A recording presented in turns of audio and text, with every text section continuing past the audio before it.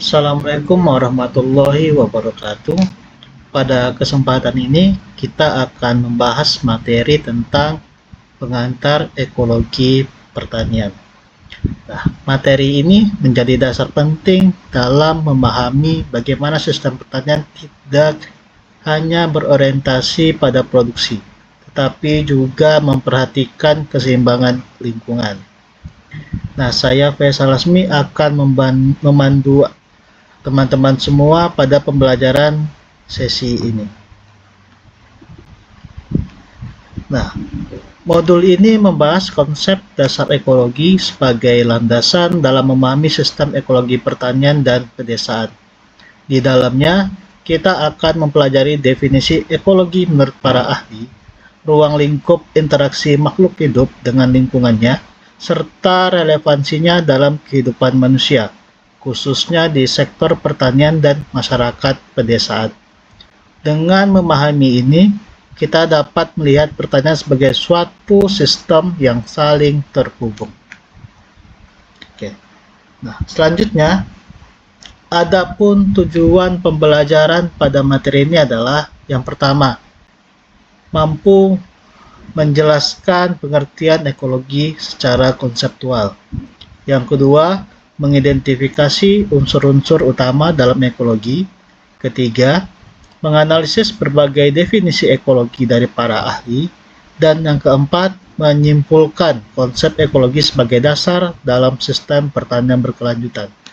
Tujuan ini diharapkan membantu kita berpikir lebih sistematis dalam melihat pertanian. Nah, berikutnya, pada materi ini kita akan membahas tentang pengertian ekologi. Ekologi adalah ilmu yang mempelajari hubungan antara makhluk hidup dengan lingkungannya. Ekologi menekankan adanya interaksi antara komponen biotik dan abiotik.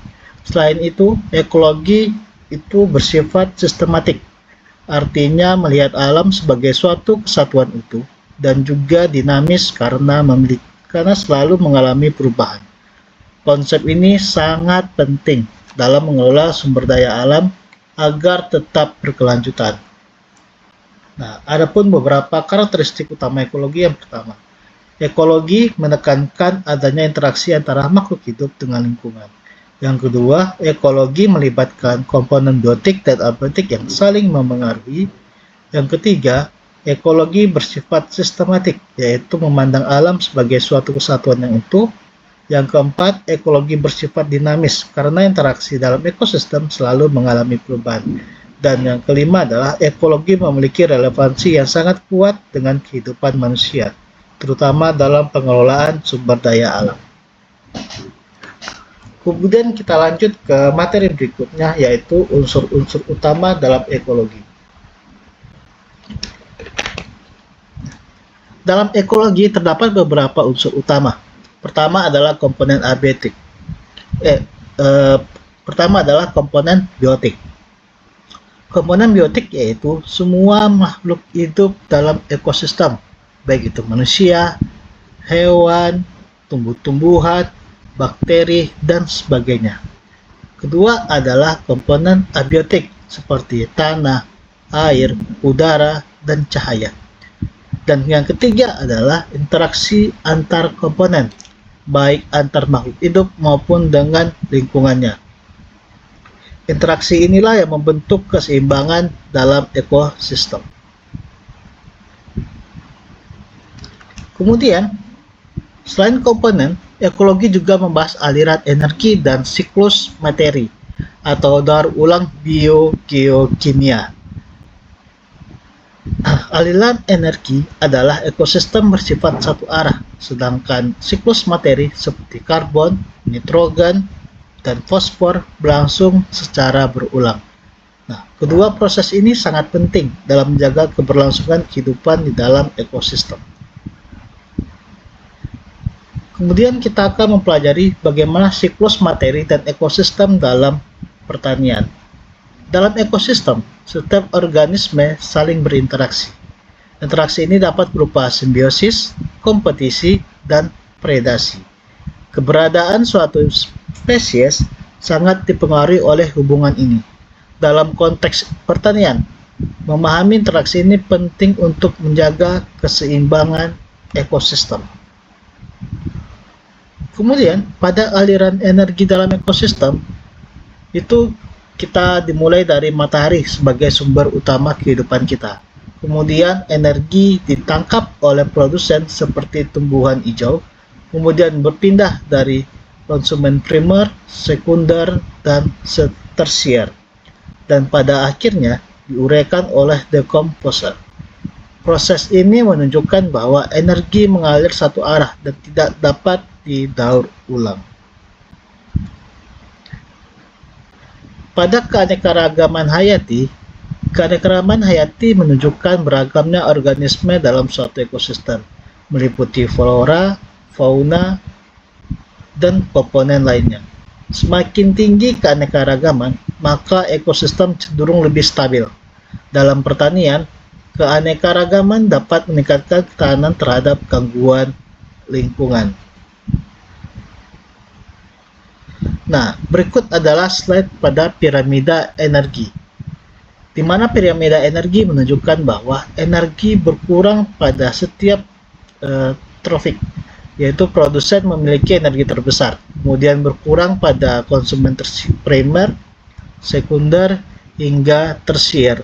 Jadi semakin ke bawah piramidanya, maka aliran energi yang diterima oleh masing-masing makhluk hidup akan semakin sedikit. Nah, sebagian besar energi hilang sebagai panas. Hal ini menjelaskan mengapa jumlah organisme di tingkat atas itu cenderung lebih sedikit.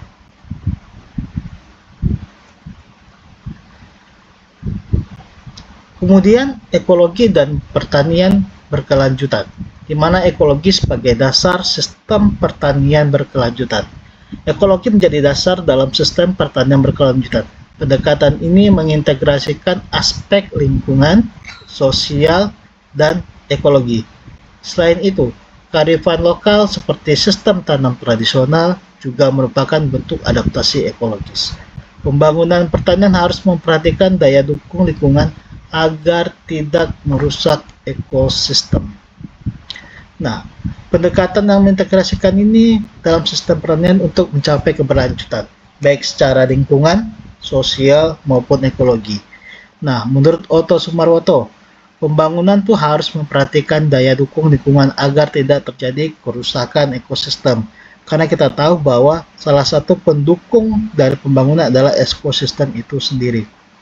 Kemudian menurut Matulada, kearifan lokal seperti sistem tanam tradisional dan pengelolaan sumber daya alam yang berbasis adat merupakan bentuk adaptasi ekologis yang mendukung keberlanjutan. Karena seperti kita tahu, kearifan lokal ini biasanya ilmu-ilmu atau pengetahuan dari zaman dulu itu lebih cenderung kepada kelestarian lingkungan. Artinya masyarakat dahulu itu juga memperhatikan bagaimana pemanfaatan sumber daya itu tidak bersifat merusak, sehingga kelestarian itu menjadi pondasi utama dalam kearifan lokal. Nah, kemudian pada siklus materi dan ekosistem dalam pertanian, yaitu keberadaan suatu spesies sangat dipengaruhi oleh hubungan yang terjadi dengan spesies lain maupun lingkungannya, seperti simbiosis, kompetisi, dan predasi. Kemudian implikasi untuk penyuluhan. Nah, sekarang kita berbicara tentang penyuluhan itu sendiri, di mana konsep ekologi memiliki implikasi penting dalam penyuluhan pertanian. Petani didorong untuk memanfaatkan sumber daya lokal, menerapkan daur ulang nutrisi, dan diversifikasi tanaman. Hal ini tidak hanya meningkatkan produktivitas, tetapi juga menjaga kelestarian lingkungan dan kesejahteraan petani. Dengan demikian, penyuluhan harus berbasis pada berkelanjutan. Nah, demikian pembelajaran kita pada materi kali ini. Sebagai penutup, mari kita bersama-sama mendorong inovasi teknologi hijau dan menjaga kelestarian ekosistem. Karena keberlanjutan pertanian adalah tanggung jawab kita bersama. Nah, sehingga nah, demikian pemaparan pada video pembelajaran kali ini. Kurang dan lebih mohon dimaafkan. Assalamualaikum warahmatullahi wabarakatuh.